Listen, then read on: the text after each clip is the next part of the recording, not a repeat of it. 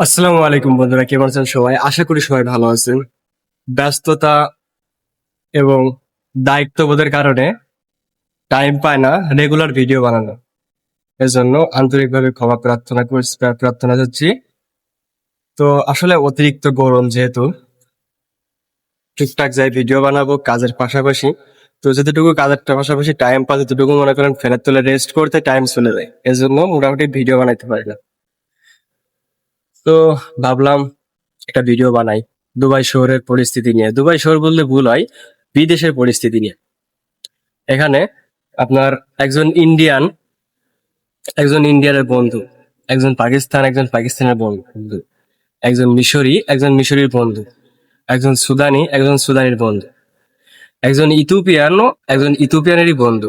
একজনের সমস্যা হলে আরেকজন এগিয়ে আসে, কিন্তু একজন বাঙালি একজনের বাঙালির বন্ধু না। এটাই বাস্তব। একজন বাঙালি আরেকজন বাঙালির পাশে থাকা মানে একজন বাঙালি আরেকজনের বড় শত্রু। যেমনটা মনে করেন এই সাইডে, বিশেষ করে যে কোনো যেখানেই হোক, যে কোনো বাঙালি যদি মনে করেন একটা সার্জনের পদ পায়, সে মনে করে আমি ইঞ্জিনিয়ার। আর একটা ফোরম্যান পালি মনে হয় যে সেই দেশের প্রাইম মিনিস্টার, এমন একটা অবস্থা। কিন্তু একজন ইন্ডিয়ানের ক্ষেত্রে দেখেন, একজন মালোয়ারি, সে যদি মনে করেন ফোরম্যান হয়, সে নিজেকে সার্জেন মনে করে। তো সে নিজেকে কখনোই বড় মনে করে না। আর মূলত এখানেই বাঙালি মার খায়। পুরো বিশ্বের যে কোনো দেশে যাবেন, কোনো দেশে প্রবাসীদের ভিতরে বাঙালিদের কেউ দেখতে চায় না। এটাই বাঙালিদের বর্তমান অবস্থা।